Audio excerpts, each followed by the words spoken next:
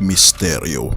Ito ay ang mga kataga na punong-puno ng kababalaghan, punong-puno ng katanungan at isang bagay na nagbibigay sa atin ng mga pag-iisip at malalim na pagkakaunawa. At naglipa na mga kaibigan ang iba't ibang klase ng misteryo sa buong mundo. Katulad na lamang ng Stonehenge sa England, ang mountain cities sa lugar ng Incas at ang mga stone faces sa Easter Island. Gayon din sa ating bansa ay napakalaking misteryo pa rin ang patungkol sa Yamashita Gold. Pero ang Biblia mga kaibigan, nababanggit dito ang mga bagay patungkol sa kung ano ang mangyayari sa hinaharap at binabanggit dito ang mapa kung kailan magtatapos ang ating mundo at kung kailan babalik ang ating Panginoong Hesus. Ang tanong ay gaano na ito kalapit at si Pangulong Bongbong Marcos na kaya ang kahuli-huli ang presidente ng Pilipinas bago darating ang katapusan ng mundo? Kung sa nakaraan nating video pinag-usapan natin na binabanggit doon na si Pope Francis daw ang kahuli-huli ang Papa sa Roma na uupo bago ang katapusan ng mundo. Hindi kaya si Pangulong Bongbong Marcos din ang kahuli-huli ang presidente na mamumuno sa Pilipinas bago darating ang katapusan ng mundo? Atin itong pag-usapan mga kaibigan. At ano ang sinasabi ng Biblia patungkol sa propesiya sa huling mga kapanahunan?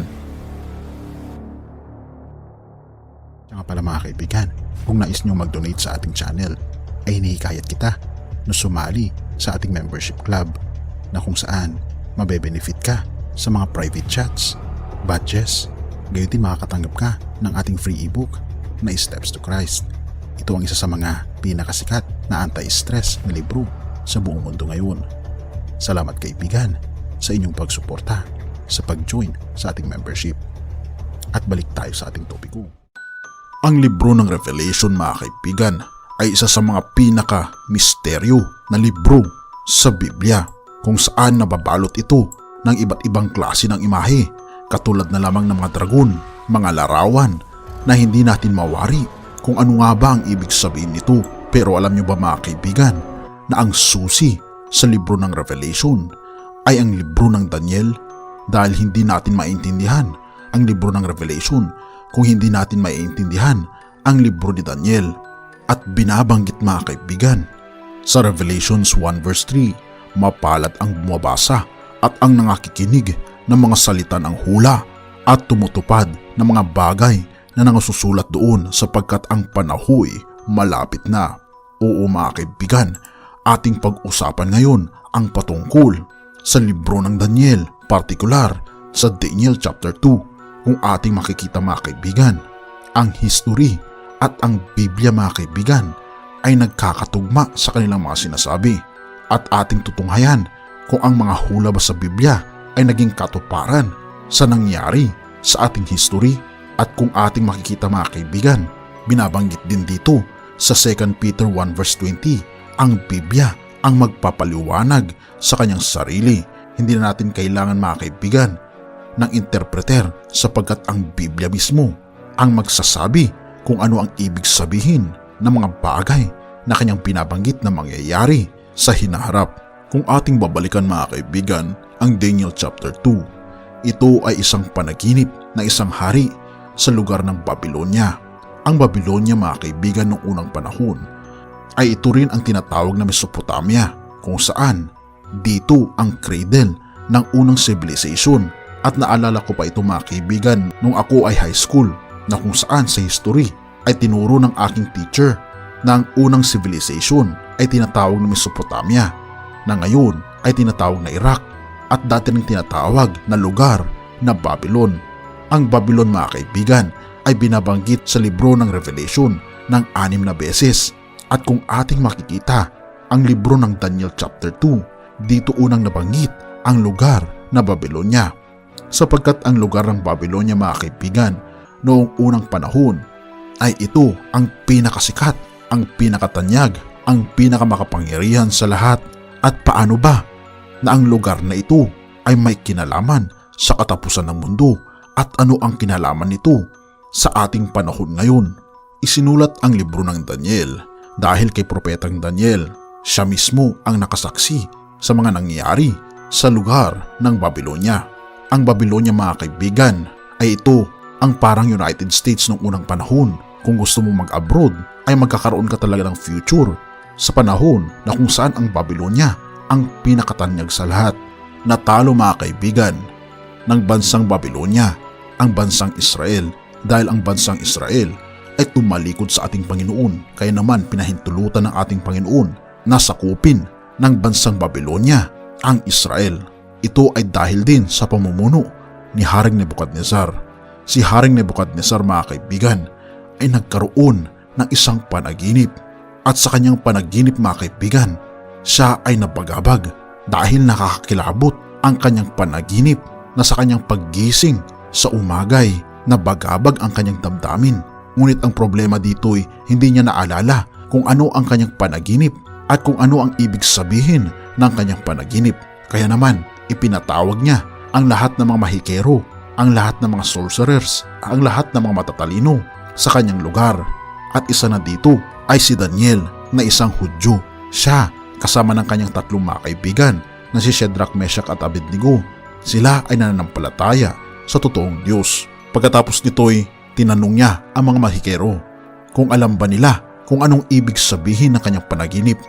Ngunit sabi ng mga mahikero sa kanya, "Mahal na hari, iyong sabihin ang iyong panaginip at aming sasabihin ang kanyang ibig sabihin." Ngunit ito ang problema mga kaibigan, dahil si Haring Nebuchadnezzar ay nakalimutan niya ang kanyang panaginip. Kaya naman sa kanyang galit, siya ay nagbigay ng hatol sa kung hindi masasabi ng kahit sino mang mahikero at matatalino at scholars sa kanyang bansa ay lahat sila ay mamamatay. Damay na rin dito si Daniel at ang kanyang mga kaibigan. Ngunit lumapit mga kaibigan itong si Daniel at sinabi niya mga kaibigan dito, "Mahal na hari, walang sino man sa lupa ang makapagbibigay ng kapaliwanagan sa iyong panaginip, ngunit may Diyos sa langit na nakakaalam ng lahat ng mga sikreto." At ang panaginip mga kaibigan ay binigay ng ating Panginoong Hesus, at ang panaginip mga kaibigan ni Haring Nebuchadnezzar ay kanyang ibinahagi kay Propetang Daniel, at ibinigay din ng ating Panginoon ang interpretasyon kay Daniel. Kaya naman lumapit mga kaibigan si Daniel at ito ay binanggit niya kay Haring Nebuchadnezzar. At ito pa ang sabi niya, "Ikaw, o hari, nakakita at narito ang isang malaking larawan. Ang larawang ito na makapangyarihan at ang kanyang kakinangan ay mainam, ay tumayo sa harap mo at ang anyo niya ay kakilakilabot.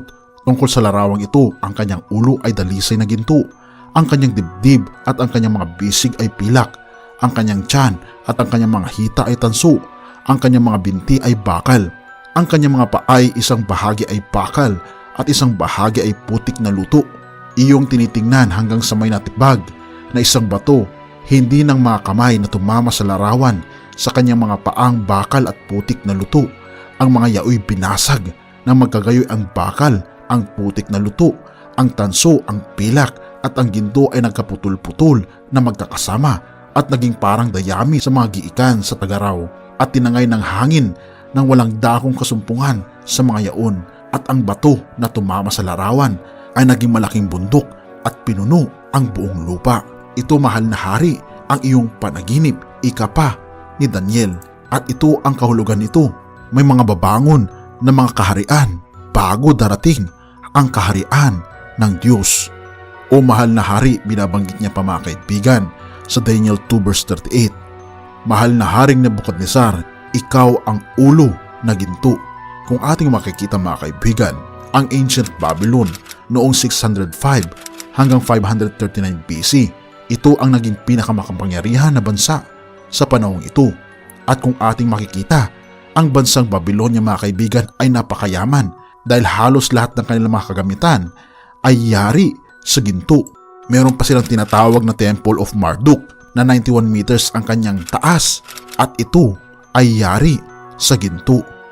Kung ating maalala mga kaibigan, isa sa mga ancient wonders of the world ay ang Hanging Gardens of Babylon na makikita sa Babylonia. At kung ating makikita mga kaibigan, sabi dito sa propesiya, "Ang iyong kaharian, mahal na hari," sabi ni Daniel, "ay hindi magtatagal sapagkat may papalit na mas mahina, ang kaharian ng pilak na tatalo sa iyo. Kung ating makikita mga kaibigan, ay ito ang mga nalabi na naka-inscribe sa panahon ni Nebuchadnezzar. Nakasulat dito mga kaibigan ang mga katagang, "May it last forever." Ang Babylonia nawa ay manatili magpakailanman, na isinulat mga kaibigan ito sa mga bricks sa lugar ng Babylonia. Ngunit pag sinabi mga kaibigan ng ating Panginoon na ito ay hindi na babangon pa, ay talaga namang hindi na talaga ito babangon pa. Pagkatapos mga kaibigan ng paghahari ng Babylonia, ay tinalo ito ng Medo-Persia. Sa Daniel 2 verse 39, binabanggit ni Daniel kay Haring Nebuchadnezzar, "At pagkatapos mo ay babangon ang ibang kaharian na mababa sa iyo." Ipinahayag ng ating Panginoon kay Daniel na mayroong isang leader, isang hari na tatalo sa Babylonia. 150 years bago maipanganak ang leader na ito ay binanggit na sa Biblia sa pamamagitan ni Isaiah, na binabanggit niya mga kaibigan sa Isaiah 45 verse 1. Ganito ang sabi ng Panginoon sa kanyang pinahiran ng langis kay Ciro, na ang kanang kamay ay aking hinawakan upang magpasuko ng mga bansa sa harap niya. Ang binabanggit mga kaibigan dito na ibong mandaranggit ay hindi si Felix Manalo, kundi ito mga kaibigan ay si King Cyrus na tatalo mga kaibigan sa Babylonia. At ito nga mga kaibigan ay natupad. Sinugod ni King Cyrus kasama ni King Darius ang lugar ng Babylonia at tinalo nila ito. At ito mga kaibigan ay nakasulat sa Cyrus Cylinder. Dito nakasulat kung paano tinalo ni King Cyrus ang Babylonia. At sila mga kaibigan ay nanaig mula 539 to 331 BC. Sila ang naging pinakamakapangyarihan sa lahat. Ngunit hindi rin sila magtatagal, dahil binabanggit mga kaibigan sa Daniel 2 verse 39 at ang ikatlong kaharian na tanso na magpupuno sa buong lupa. Sila ang maghahari pagkatapos ng pilak. At muntik kong nakalimutan mga kaibigan, ang Medo-Persia pala ay kalimitan na kanilang ginagamit sa pagkikipagdigma ay pilak, kaya naman tinatawag silang Silver Kingdom. At ang sumunod mga kaibigan ay ang pangatlo, ang tanso na mas mababa kaysa sa pilak. Merong isang bata na leader na mula sa Macedonia na binuo niya ang kanyang armies at nagkaroon siya ng 4 na general at sila'y nagmarcha sa buong Medo-Persia at kanilang tinalo ang buong kaharian ng Medo-Persia sa kanyang edad mga kaibigan na bata pa. Ito ay walang iba kundi si Alexander the Great. Siya mga kaibigan ang tumalo sa buong Medo-Persia na binabanggit din mga kaibigan sa Daniel 2 verse 39. Ang susunod na kaharian ay tinatawag na Bronze Empire, na kung saan lahat ng kagamitan nila Alexander the Great ay yari mga kaibigan sa bronze o tanso. At kung ating makikita mga kaibigan, ang history at ang Biblia ay nagkakatugma ang kanyang sinasabi, dahil lahat ng mga bagay na nangyayari sa atin ay plano ng ating Panginoon. Isaiah 58 verse 11, "And the Lord shall guide you continually."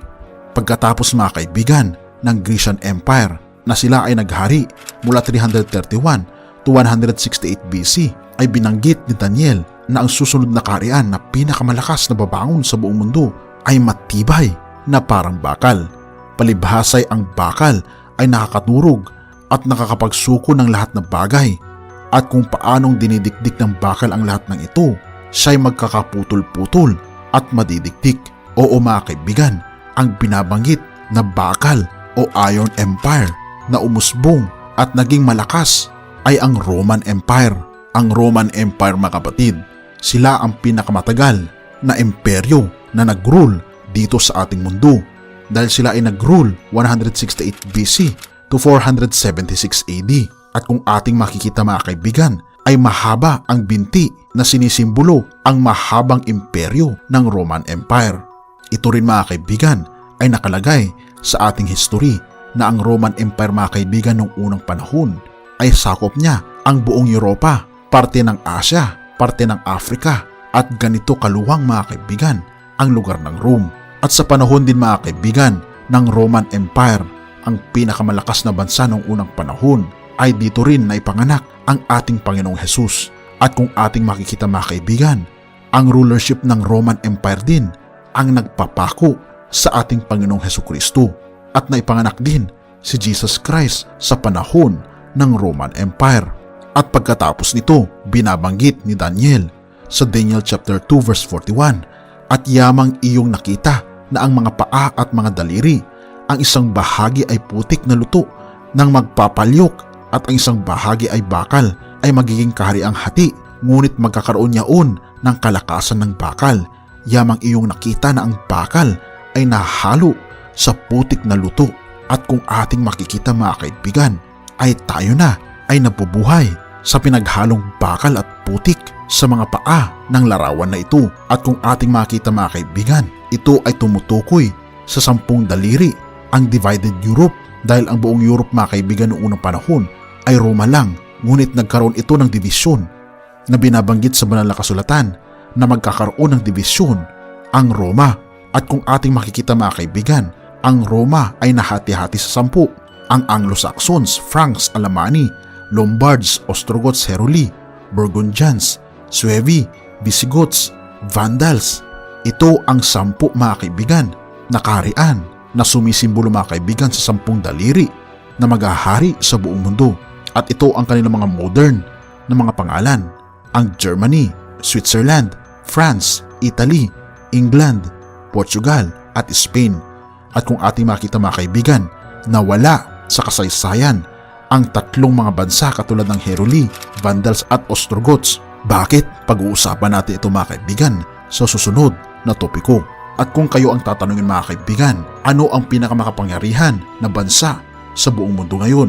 At sasabihin nyo siguro, ito ang United States of America. Pero alam nyo ba mga kaibigan na ang United States of America ay anak ng England na galing sa Europa? Kaya naman masasabi ko na ang pinakamalakas at makapangyarihan na lugar ngayon ay ang Europa at ang United States of America.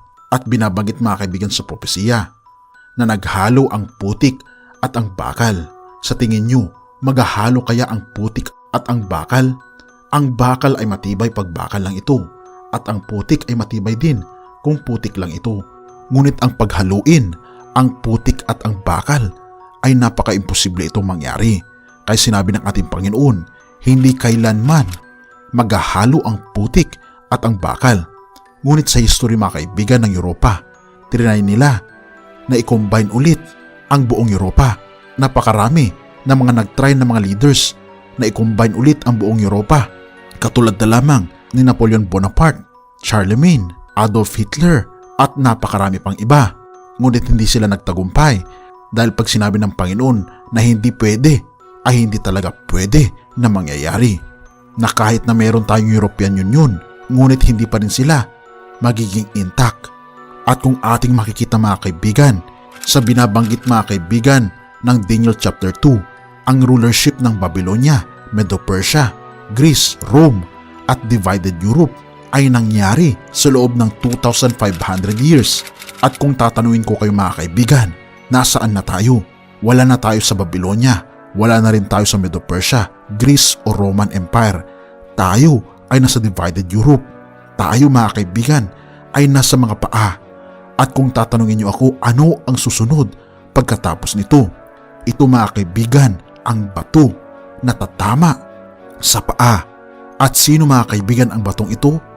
Daniel 2 verse 44, at sa mga kaarawan na mga haring yaon ay maglalagay ang Diyos sa langit ng isang kaharian na hindi magigiba kailanman, o ang kapangyarihan man ni Yaoy iiwan sa ibang bayan, kundi papuputol-putulin at lilipunin niya ang lahat na kahariang ito, at Yaoy lalagi magpakailanman. Yamang iyong nakita na ang isang bato ay natibag sa bundok, hindi ng mga kamay, at pumutol ang mga bakal ng tanso, ng putik, ng pilak at ng ginto. Ipinaalam ng dakilang Diyos sa hari kung ano ang mangyayari sa harapin, at ang panaginip ay tunay, at ang pagkapaaninaw niya ay tapat. Totoo mga kaibigan na halos 99% na binabanggit mga kaibigan sa Daniel chapter 2 ay natupad na. At ang hinihintay na lamang natin mga kaibigan ay ang dakilang pagdating ng ating Panginoon, ang dudurog sa lahat ng mga bansa, at ang mananatili magpakailanman ay walang iba, ang kaharian ng ating Panginoong Diyos. Totoo mga kaibigan na tayo ay nasa huling mga kapanahunan na at hindi natin alam kung si Pangulong Bongbong Marcos ba talaga ang huling presidente na uupo bago darating ang katapusan ng mundo. Ngunit ako ay naniniwala na ito ay malapit nang darating. Malapit na mga kapatid dahil tayo ay nabubuhay na sa rulership mga kaibigan ng Europa at ng Amerika. At tayo ay nasa huling mga kapanahunan dahil ang ating mundo ay hindi na nagiging mas maganda, hindi na nagiging safe mga kaibigan. At kinakailangan natin mga kaibigan ng isang pag-asa, isang dakilang pag-asa sa ating hinaharap. Ito ang pagdating ng ating Panginoong Hesus, ang pagdating ng dakilang pag-asa para sa iyo at ang iyong pamilya. John 14 verse 1 to 2. Huwag magulumihanan ang inyong puso. Magsisampalataya kayo sa Diyos. Magsisampalataya naman kayo sa akin. Ito ang binabanggit ni Jesus. Sa bahay ng aking ama ay maraming tahanan. Kung di gayon ay sinabi ko sana sa inyo, sapagkat ako'y paroroon upang ipaghanda ko kayo ng dakong kalalagyan. At kung ako'y pumaroon at kayo'y may paghanda ng kalalagyan, ay muling paririto ako at kayo tatanggapin ko sa aking sarili, upang kung saan ako naroroon, kayo naman ay dubuon. Tunay nga mga kaibigan na ang kaharian ng sanlibutan ay naging sa ating Panginoon at sa kanyang Kristo, at siya'y maghahari magpakailan kailanman. Ito ang binabanggit sa Revelations 11 verse 15. Mga kaibigan, isang guni natin ang ating buhay sa ating Panginoong Hesus dahil siya lamang ang magbibigay sa atin ng tunay na forever, ang walang hanggang kaharian niya na tayo ay tinatawag niya na magpasakop sa kanyang kaharian. Mga kaibigan, tinatanggap mo ba si Jesus ngayon? Hinihintay ka niya. Kumusta ka kaibigan? Sa pagkakataong ito ay medyo maselan ang ating tatalakayin na topiko. Patungkol ito mga kaibigan sa isang pangitain ni Daniel sa Daniel chapter 7. Ang pangitain ng 4 na halimaw. Pagkatapos darating ang katapusan ng pang-4 na halimaw. Atin itong pag-usapan mga kaibigan. Ito ay binabanggit mga kaibigan sa Daniel chapter 7. Atin itong baybayin. Verse 1. Noong unang taon ni Belshazzar bilang hari ng Babylonia, si Daniel ay nagkaroon ng pangitain sa kanyang panaginip. Isinulat ito ni Daniel. Ito mga kaibigan, ang panaginip ni Daniel ayon sa kanyang mungkahi. Isang gabi, nakita ko na kabi-kabila ay binabayo ng malakas na hangin ang malaking dagat. Mula sa dagat ay may umahong 4 na iba't ibang halimaw. Ang una ay parang leon, ngunit may mga pakpak ng agila. Habang ako'y nakatingin na bunot ang mga pakpak nito, umangat ito sa lupa at tumayong parang tao. Binigyan ito ng isip ng tao. Ang ikalawa naman ay parang oso. Ang dalawang paa lamang nito sa huli ang inilalakad at may kagat pang 3 tadyang. May tinig na nag-utos dito, sige, magpakasawa ka sa karne. Ang ikatlo ay kahawig ng leopardo. Ito'y may 4 na pakpak sa likod tulad ng sa ibon, 4 din ang ulo, at binigyan ito ng kapangyarihan. Pagkaraan nakita ko ang ika-4 na halimaw. Nakakatakot ito at napakalakas. Bakal ang ngipin nito at niluluray ang anumang makagat at tinatapakan ang matira doon. Kakaiba ito sa 3 nauna sapagkat ito'y may 10 sungay. Pinagmasdan kong mabuti ang mga sungay at nakita kong may tumutubo pang isa. Ang 3 sungay ay napunot upang magkaroon ng puwang ang sungay na tumutubo. Ang sungay na ito ay may mga mata na tulad sa tao at may bibig na nagsasalita ng sobrang kayabangan. Habang ako'y nakatingin, mayroong naglagay ng mga trono na upo sa isa. Sa mga ito ang nabubuhay magpakailanman. Puting-puti ang kanyang kasuotan at gayon din ang kanyang buhok. Ang trono niya ay naglalagablab at ang mga gulong nito ay nagliliyab. Parang bukal ang apoy na tumadaloy mula sa kanya. Pinaglilingkuran siya ng milyon-milyon, bukod pa sa daan-daang milyon na nakatayo sa harap niya. Humanda na siya sa paggawad ng hatol at binuksan ang mga aklat. Dahil sa sobrang kayabangan, sinasabi ng sungay, muli akong tumingin at nakitang pinatay ang ika-4 na hayop at inihagis ito sa apoy, at iba namang halimaw ay inalisan ng kapangyarihan, ngunit binigyan pa ng panahong mabuhay. Patuloy ang aking pangitain. Nakita ko sa alapaap sa langit ang parang isang tao. Lumapit siya sa nabubuhay magpakailanman. Binigyan siya ng kapamahalaan, ng karangalan at ng kaharian upang paglingkuran siya ng lahat ng tao sa bawat bansa at wika. Ang pamamahala niya ay hindi magwawakas at ang kanyang kaharian ay hindi mawawasak. Ito mga kaibigan, ang pangitain ni Daniel. At bigla nga siya mga kaibigan na nagising at siya ay nabagabag kung ano ang ibig sabihin ng kanyang panaginip. Ngunit ito rin mga kaibigan ay binabanggit mga kaibigan sa Daniel chapter 7. Binanggit din dito ang ibig sabihin ng pangitain ni Daniel. Kung ating mapapansin mga kaibigan sa ating pinag-usapan nung nakaraan sa pangitain ni Haring Nebuchadnezzar sa Daniel chapter 2, ito rin ay tumutukoy mga kaibigan sa mga kaharian na babangon bago darating ang kaharian ng Diyos. Kung ating mapapansin kasi mga kaibigan, ang leon mga kaibigan na nakita ni Daniel ay tumutukoy rin sa lugar ng Babylonia.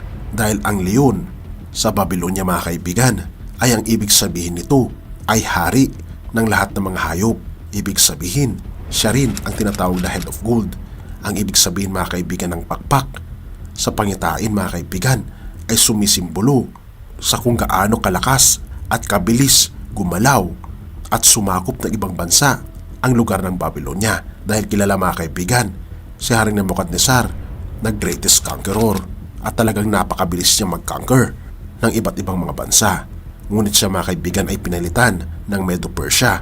Ito ay tumutukoy rin mga kaibigan sa silver na chest at mga kamay ng imahe na tumutukoy rin mga kaibigan sa Daniel chapter 7, ang uso. Dahil kung ating makikita at mapapansin, meron siyang 3 tadyang sa kanyang bibig na tumutukoy sa 3 malalaking mga bansa na kanyang nasakop. Isa na dito ang Babylonia. Natalo niya ang Babylonia.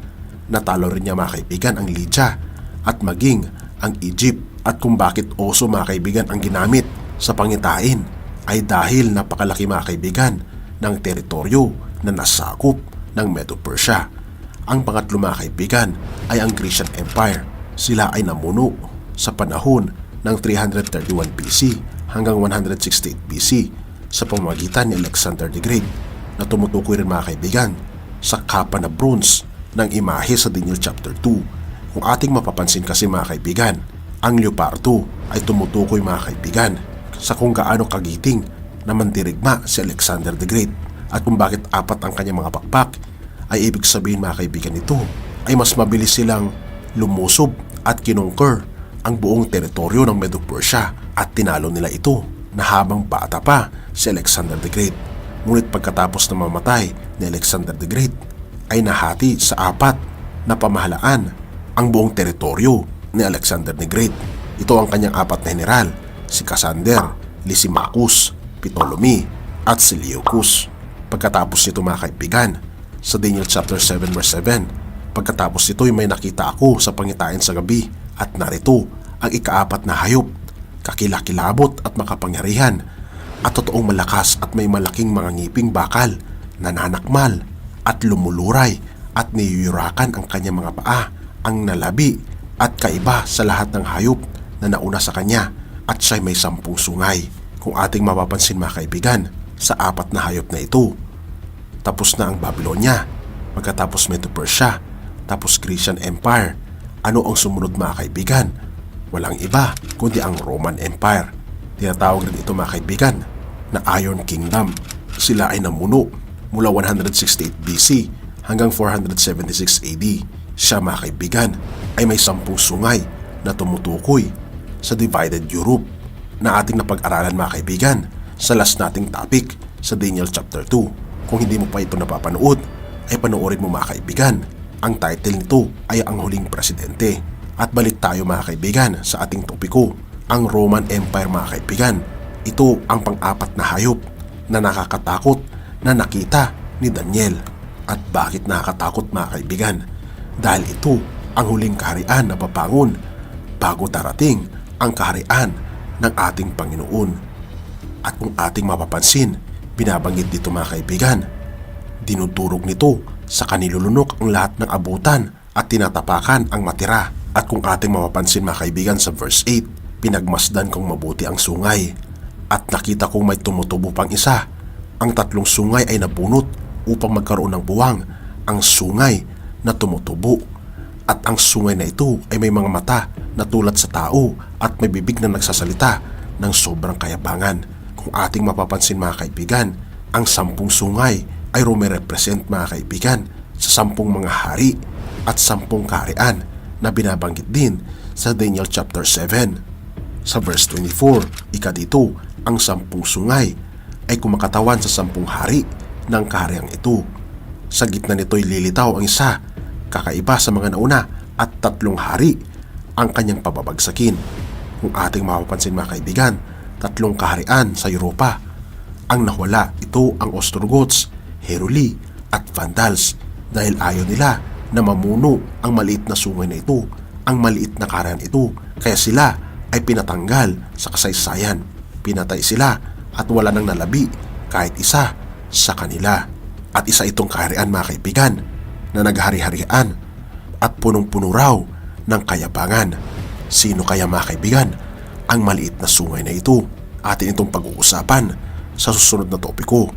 Ngunit ano mga kaibigan ang sumunod? Pagkatapos nito, nakita mga kaibigan ni Daniel na dumating ang ating Panginoon. Sa verse 9, habang ako'y nakatingin, mayroong naglagay ng mga trono na upo sa mga ito at nabubuhay magpakailanpaman. Puting-puti ang kanyang kasuotan at gayon din ang kanyang buhok. Ang trono niya ay naglalagablab at ang mga gulong nito'y nagliliyab. Parang bukal ang apoy na dumadaloy mula sa kanya. Pinaglilingkuran siya ng milyon-milyon. Bukod pa sa daan-daang milyon na katayo sa harap niya, humanda na siya sa pagkawad ng hatol at pinuksan ang mga aklat. Ito mga kaibigan ang parating na huling kaharian, ang kaharian ng Diyos na binabanggit mga kaibigan. Ang ating Panginoon ay parating na siya ay nakaupo sa kanyang trono na naglalagablab mga kaibigan. At sa kanyang pagdating mga kaibigan, habang naghari-harian ang maliit na sungay na ito, sa verse 11 binabanggit niya dito, dahil sa sobrang kayabangang sinasabi ng sungay, muli akong tumingin at nakitang pinatay ang ika-4 na hayop at inihagis ito sa apoy. Oo mga kaibigan, kinuha ng ating Panginoon at inihagis niya sa apoy dahil sa sobrang laki ng kasalanan niya laban sa ating Panginoong Diyos.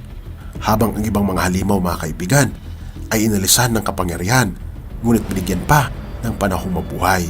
At pagkatapos nito sa verse 13, patuloy ang aking pangitain, nakita ko sa lapaap sa langit ang parang isang tao, lumapit siya sa nabubuhay magpakailanman.